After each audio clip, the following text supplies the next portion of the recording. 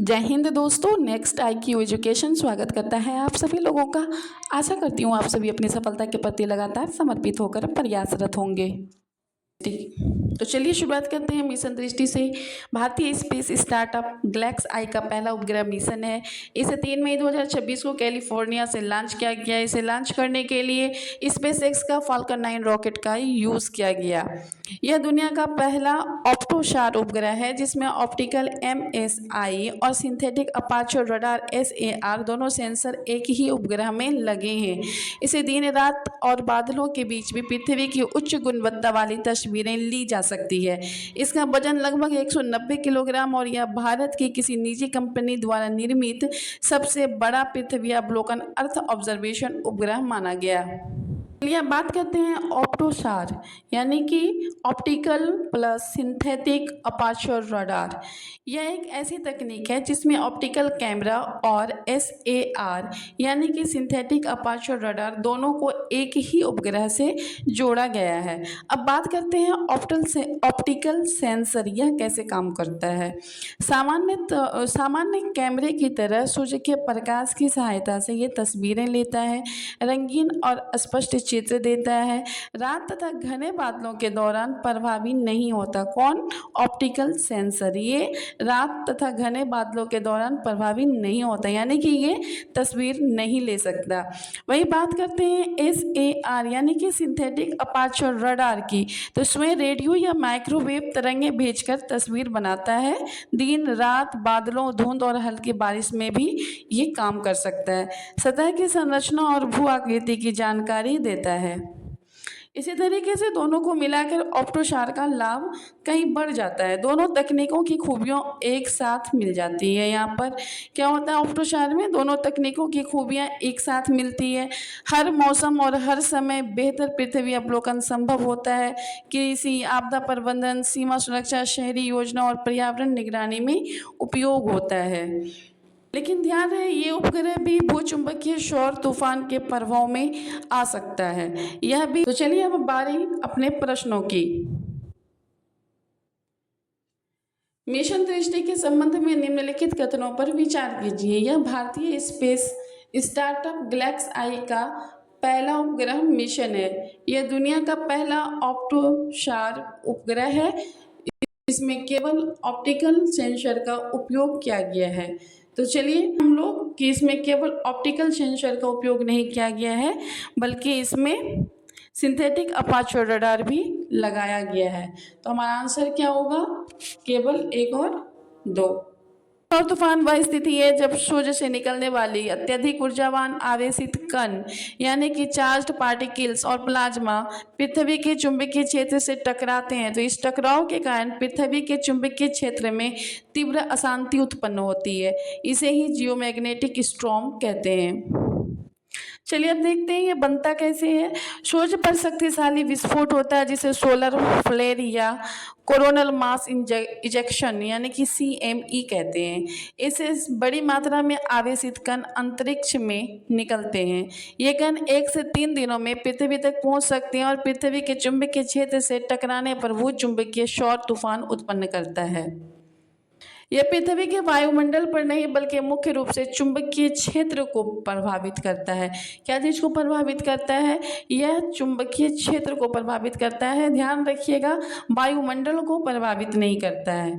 प्रश्न में कभी ऐसा ऑप्शन में आ जाए तो इसको बिल्कुल याद रखिएगा कि यह पृथ्वी के वायुमंडल पर नहीं बल्कि मुख्य रूप से चुंबकीय क्षेत्र यानी कि मैग्नेटोस्फीयर को प्रभावित करता है। इसी कारण GPS, संचार उपग्रह और बिजली ग्रिड पर प्रभाव पड़ सकता है, जबकि ध्रुवीय क्षेत्रों में सुंदर ऑरोरा दिखाई देते हैं। आइए एक नज़र डालते हैं चुंबकीय शोर तूफान का उपग्रहों पर क्या प्रभाव पड़ता है। इलेक्ट्रॉनिक उपकरण को प्रभावित करता है यानी कि उच्च ऊर्जा वाले आवेशित कण उपग्रह के इलेक्ट्रॉनिक सर्किट में खराबी पैदा कर सकते हैं। संचार यानी कि कम्युनिकेशन, TV प्रसारण, इंटरनेट और GPS सेवाएं प्रभावित हो सकती है। सौर तूफान के दौरान पृथ्वी का ऊपरी वायुमंडल फैल जाता है जिससे निम्न कक्षा LEO का उपग्रहों पर वायु प्रतिरोध यानी कि एटमॉस्फेरिक ड्रैग बढ़ जाता है और उनकी ऊंचाई क्या हो सकती है, कम हो सकती है। सौर पैनलों की क्षमता घट जाती है। लंबे समय तक विकिरण मिलने से सोलर पैनलों की कार्य क्षमता कम हो जाती है। और क्या होता है कि गंभीर सौर तूफान के समय कई उपग्रह स्वयं को सुरक्षित रखने के लिए सेफ मोड में चले जाते हैं। क्या होगा सौर तूफान का सामान्य प्रभाव देख लेते हैं। तो ये रेडियो संचार, हाई फ्रीक्वेंसी सिग्नल और GPS की सटीकता को कम करता है। बड़े सौर तूफान से विद्युत ग्रिड की खराबी या ब्लैकआउट की स्थिति बन जाती है। विकिरण रेडिएशन का स्तर बढ़ जाता है, जिससे अंतरिक्ष यात्रियों के लिए जोखिम बढ़ जाता है। उत्तरी और दक्षिणी ध्रुव के पास सुंदर ऑरोरा मार्गों से उड़ने वाले विमान के संचार और नेविगेशन में बाधा आ सकती है। नासा का Artemis second mission Artemis program का पहला मानवयुक्त अंतरिक्ष मिशन था। यह 1 अप्रैल 2026 को फ्लोरिडा के केनेडी स्पेस सेंटर से लॉन्च हुआ और लगभग 10 दिन की यात्रा के बाद 10 अप्रैल 2026 को सुरक्षित धरती पर लौट आया। इस मिशन में 4 अंतरिक्ष यात्री शामिल थे: Reid Wiseman, commander Victor Glover, pilot Christina Koch, mission विशेषज्ञ और जेरेमी हैंसेन, कनाडाई अंतरिक्ष एजेंसी। इस यान ने चंद्रमा के चारों ओर चक्कर लगाया और अपोलो 13 द्वारा 1970 में बनाए गए मानव दूरी के रिकॉर्ड को पार करते हुए इतिहास रचा। यह 10 अप्रैल 2026 को प्रशांत महासागर में सफलतापूर्वक स्प्लैश डाउन के साथ पूरा हुआ।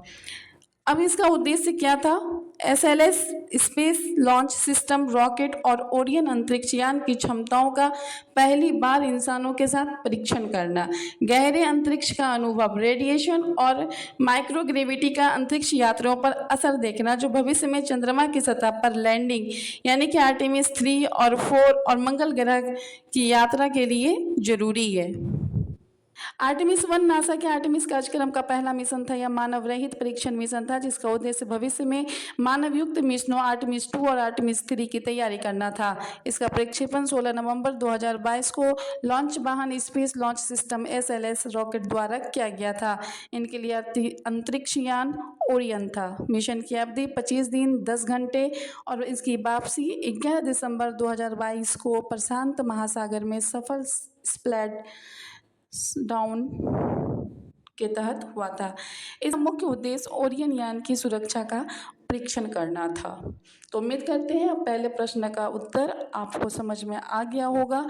चलिए अब इसरो ने LV-M3M6 रॉकेट से अपना अब तक का सबसे भारी उपग्रह ब्लू बर्ड ब्लॉक 2, जिसका वजन 6100 kg है और इसका स्वामित्व अमेरिकी कंपनी AST स्पेस मोबाइल के पास है, को लॉन्च किया। इसे लगभग 250 किलोमीटर ऊंचाई की निम्न पृथ्वी कक्षा LEO में स्थापित किया गया। इसका उद्देश्य विशेष ग्राउंड स्टेशनों के बिना सीधे मोबाइल फ़ोन पर 5G 4G कनेक्टिविटी प्रदान करना। यह LV-M3M6 का इसरो का तीसरा वाणिज्यिक मिशन है। पहले 2 वन वेव लॉन्च 2022 और 2023 में हुए थे। अब बात LV-M3M6 को समझते हैं। इसरो का सबसे शक्तिशाली भारी भरकम रॉकेट है, जो GTO में 4000 kg और LEO में 8000 kg तक का पेलोड ले जा सकता है। इसरो के LV-M6 द्वारा प्रक्षेपित एक समर्पित वाणिज्यिक कॉमर्शियल मिशन था। बिल्कुल सही। ब्लूबर्ड ब्लॉक 2 उपग्रह अमेरिका की AST स्पेस मोबाइल कंपनी का संचार उपग्रह है। बिल्कुल सही।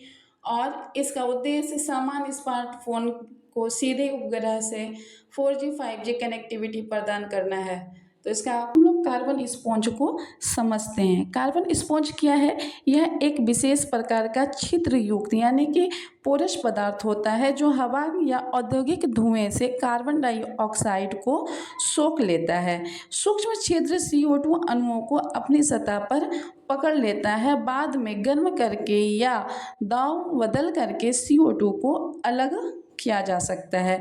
इसे भूमिगत संग्रहित किया जाता है या उद्योगों में उपयोग किया जा सकता है। चलिए अब हम लोग देखते हैं carbon capture, utilisation and storage क्या है।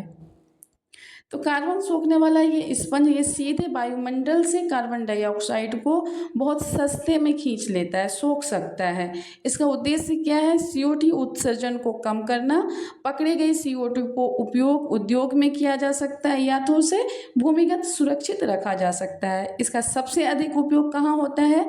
सीमेंट उद्योग में, इस्पात उद्योग में, उर्वरक उद्योग में तथा ताप विद्युत संयंत्रों में। DHC यानी कि हवा से सीधे CO2 निकालने में भी इसका सबसे प्रभावी उपयोग किया जाता है। तो जाहिर सी बात है, जब कार्बन डाइऑक्साइड की मात्रा घटेगी तो ग्रीन हाउस गैसेस का उत्सर्जन को क्या होगा, उसका प्रभाव क्या होगा, कम होगा। तो इसका भी ऑप्शन डी सही है। इसमें नेचर और अन्य रिसर्च का दबदबा रहा। दवाइयों की खोज AI मॉडल की मदद से न्यूरो डिजेनेरेटिव दिमागी बीमारियों के लैब्स में बहुत कम समय में दवा का ढांचा तैयार किया जा रहा है। पारंपरिक वेट लैब्स की जगह अब ड्राई लैब्स और AI पर आधारित मॉलिक्यूलर डिजाइनिंग ले रहा है।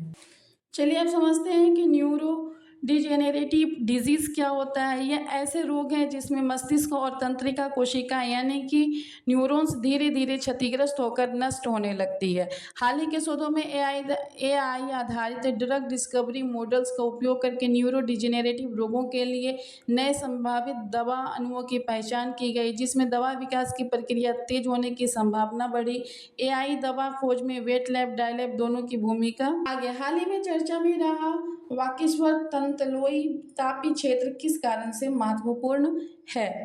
तो हाल ही में चर्चा में झारखंड के राजमहल बेसिन में हीलियम की संभावनाओं पर सर्वेक्षण और अध्ययन होने के कारण यह विषय समाचारों में रहा। वाकेश्वर तंतलोई तापीय क्षेत्र झारखंड के साहेबगंज और दुमका जिले के बीच स्थित तापीय क्षेत्र हॉट स्प्रिंग या जियोथर्मल, यहाँ गर्म स्रोतों से निकलने वाली गैसों में हीलियम की उपस्थिति पाई गई। इसका महत्व भारत के स्वदेशी हीलियम की खोज के लिए एक संभावित क्षेत्र माना जा रहा है। इस क्षेत्र का अध्ययन council of scientist and industrial research तथा नेशनल ज्योग्राफिकल रिसर्च इंस्टीट्यूट जैसे संस्थाओं द्वारा किया जा रहा है। तो प्रश्न क्या है? हाल ही में चर्चा में रहा वाकेश्वर तंतलोई तापी क्षेत्र किस कारण से महत्वपूर्ण है। तो लिथियम भंडार के लिए, हीलियम गैस की संभावित उपस्थिति के लिए, यूरेनियम खनन के लिए, दुर्लभ मृदा तत्व के लिए। तो क्या किस चीज़ के लिए है? तो वो हीलियम गैस की संभावित उपस्थिति के लिए। चलिए प्रश्न देख लेते हैं। हाल ही में रसायन विज्ञान के नोबेल पुरस्कार प्राप्त मेटल ऑर्गेनिक फ्रेमवर्क्स MOF के संबंध में निम्नलिखित कथनों पर विचार कीजिए। तो आइए एक झलक सबसे पहले हम लोग देख लेते हैं मेटल ऑर्गेनिक फ्रेमवर्क्स की तरफ।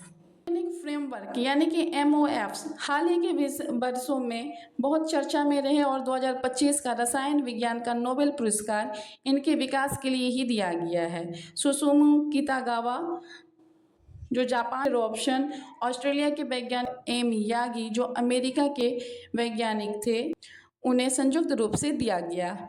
MOF क्या है? यह धातु आयनों, मेटल आयंस और कार्बनिक अणुओं, ऑर्गेनिक लिंकर्स से बना अत्यधिक छिद्र युक्त हाईली पोरस क्रिस्टलीय पदार्थ है। इसकी आंतरिक सतह बहुत विशाल होती है। चीनी के एक छोटे से टुकड़े जितने MOF की सतह का क्षेत्रफल एक फुटबॉल मैदान जितना हो सकता है। अब देख लेते हैं इसका उपयोग कहाँ कहाँ होता है। तो CO2 कार्बन कैप्चर में, हाइड्रोजन भंडारण में, हवा से पानी प्राप्त करने में, PFAS फॉरएवर केमिकल को हटाने में, गैस के पृथक्कीकरण में और दवा पहुंचाने में। चलिए अब बात कर लेते हैं एक नज़र तीनों वैज्ञानिकों पर देख लेते हैं। सुसुमु कितागावा जो जापान, उन्होंने 1990 के दशक में MOFs की शुरुआती विकास और उनके गैस अवशोषण गुणों को प्रदर्शित करने के लिए अग्रणी वैज्ञानिक रहे। बात करते हैं उमर एम यागी की, तो ये आधुनिक MOFs के विकास, उसके बड़े पैमाने पर विस्तार और विभिन्न अनुप्रयोगों के लिए सबसे अधिक प्रसिद्ध हैं। वहीं रिचर्ड रॉबसन जो ऑस्ट्रेलिया के वैज्ञानिक हैं, MOFs की मूल रेटिकुलर नेटवर्क की संरचना की अवधारणाओं और प्रारंभिक विकास में महत्वपूर्ण योगदान देने वाले वैज्ञानिक हैं। तो उम्मीद करते हैं इससे संबंधित सभी प्रश्नों को आप सॉल्व करने में सक्षम हो गए होंगे। परीक्षा भवन में अगर प्रश्न पत्रों में प्रश्न के पैटर्न में बदलाव भी होता है, तो आप इन तथ्यों के आधार पर प्रश्न को सॉल्व करने में सक्षम होंगे। हाल ही की खबरों में प्लास्टिक कचरे विशेषकर पेट प्लास्टिक बोतलों की बैटरी ग्रेड ग्रेफाइट में बदलने की नई तकनीक चर्चा में रही। यह शोध लिथियम आयन बैटरी के लिए अधिक टिकाऊ एनोड सामग्री विकसित करने की दिशा में महत्वपूर्ण माना जा रहा है। इसके लिए कच्चा माल पेट प्लास्टिक बोतल या अन्य प्लास्टिक कचरा है। उत्पाद उच्च गुणवत्ता के ग्रेफाइट मिलेंगे। इसका उपयोग लिथियम आयन बैटरियों के एनोड में किया जाना है। विशेषता है इसकी नई प्रक्रिया में धातु उत्प्रेरक यानी कि मेटल कैटेलिस्ट की आवश्यकता नहीं होती है। इससे रासायनिक अपशिष्ट कम होता है और प्रक्रिया अधिक पर्यावरण अनुकूल बनाती है। इसका महत्व प्लास्टिक कचरे का पुनर्चक्रण बढ़ेगा। बैटरी निर्माण के लिए ग्रेफाइट का वैकल्पिक स्रोत मिल गया। प्राकृतिक ग्रेफाइट के खनन पर निर्भरता कम हो सकती है और परिपत्र अर्थव्यवस्था और स्वच्छ ऊर्जा को बढ़ावा मिलेगा। तो चलिए प्रश्न का हम लोग ऑप्शन देखते हैं। इस तकनीक से प्लास्टिक प्रदूषण कम करने में सहायता मिल सकती है। प्राप्त हाइड्रोजन का उपयोग फ्यूल सेल में किया जा सकता है। तो चलिए आंसर अब आप दें, क्योंकि विस्तार से हमने सब कुछ समझा दिया है। अगला प्रश्न है PFAS फॉरएवर केमिकल्स को नष्ट करने के लिए विकसित नई तकनीकों के संदर्भ में निम्नलिखित कथनों में से कौन सी तकनीक प्रयुक्त की जा सकती है। तो चलिए आइए समझते हैं PFAS को। PFAS यानी कि पर एंड पॉलीफ्लोरो अल्काइल सब्सटेंस के खत्म करने की तकनीक के बारे में चर्चा चल रहा है। क्या ब्रेक यू है कि पर्यावरण को नुकसान पहुंचाने वाले और कभी न नष्ट होने वाले फॉरएवर केमिकल्स को नष्ट करने के लिए वैज्ञानिकों ने सुपर क्रिटिकल वाटर और यूवी फोटोफैटलिसिस जैसी नई रासायनिक तकनीकों की खोज की है। इसी वजह से ये क्या है, वे चर्चा में आया है। फॉरएवर केमिकल्स की PFAS की पर एंड पॉलीफ्लोरो अल्काइल सब्सटेंस की इसको खत्म करने की तकनीक के लिए ब्रेकथ्रू पर्यावरण को नुकसान पहुंचाने वाले और कभी न नष्ट होने वाले फॉरएवर केमिकल्स को नष्ट करने के लिए वैज्ञानिकों ने सुपर क्रिटिकल वाटर और यूवी फोटो कैटलिसिस जैसी नई रासायनिक तकनीकें खोज की है, जो इसके मजबूत कार्बन फ्लोरीन बॉन्ड को तोड़ देती है। इसको नष्ट करने के लिए कई तकनीकें काम कर रहा है, जैसे electrochemical oxidation, plasma technology, ultrasonic तकनीक, प्रकाश उत्प्रेरण, थर्मल डिस्ट्रक्शन। हाल ही में चर्चा में क्या रहा, सुपर क्रिटिकल और अल्ट्रावायलेट फोटो कैटेलिसिस। ये हाल ही के दिनों में चर्चा में रहा, इसी वजह से यहाँ पर करंट में क्वेश्चन बना है। तो सुपर क्रिटिकल वाटर तकनीक की बात कर लेते हैं। जब पानी को 374 डिग्री सेल्सियस से अधिक ताप पर 221 वाट से अधिक दाब पर रखा जाता है तो सुपर क्रिटिकल वाटर बन जाता है। इस अवस्था में पानी न तो पूरी तरह से द्रव न तो गैस रहता है, रासायनिक अभिक्रिया को बहुत तेज कर देता है। इसका उपयोग CF बंध को तोड़ने में किया जाता है। तो खास करके इस विधि का उपयोग पानी को स्वच्छ करने में यूज किया जाता है। आइए हम बात कर लेते हैं क्लीन हाइड्रोजन फ्यूल की। वैज्ञानिकों ने एक नया केमिकल प्रोसेस विकसित किया है जो प्लास्टिक कचरे को सीधे शुद्ध हाइड्रोजन ईंधन में बदल देता है।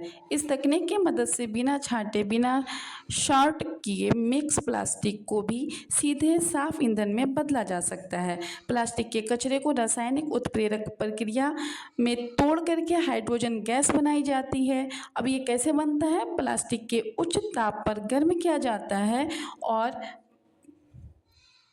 पिरोलाइसिस या गैसिफिकेशन करके विशेष कैटेलिस्ट की सहायता से हाइड्रोजन को अलग की जाती है। चर्चा LIGO इंडिया परियोजना की। दक्षिण गोलार्ध के गुरुत्वाकर्षण तरंगों के स्रोतों का अधिक सटीक पता लगाना और उनकी पहचान की क्षमता को बढ़ाना इनका उद्देश्य है। LIGO वेधशालाओं में 90 डिग्री के कोण पर बनी 4 किलोमीटर की 2 भुजाएं होती है, जिसमें लेजर किरणें के परावर्तन से गुरुत्वाकर्षण तरंगों का पता लगाया जाता है। उम्मीद करते हैं ये सेशन आप लोगों को बहुत पसंद आया होगा, ये सेशन आप लोगों के लिए उपयोगी सिद्ध हुआ होगा। इंशाल्लाह मिलते हैं अगले सेशन में केमिस्ट्री के सभी इम्पोर्टेंट PYQ और MCQ के साथ। वीडियो कैसा लगा फीडबैक जरूर दीजिएगा। खुद के प्रति ईमानदार बने, समझदार बने, हर रोज लक्ष्य की ओर एक कदम बढ़ाएं, हर कदम पर मंजिल से फासला घटाएं। नेक्स्ट IQ एजुकेशन के साथ जुड़े रहने के लिए आप सभी का बहुत बहुत धन्यवाद। लाइक, कमेंट, शेयर, सब्सक्राइब जरूर करें। आपकी सफलता हमारी प्राथमिकता। आप बढ़ें संकल्प से समृद्धि तक। धन्यवाद।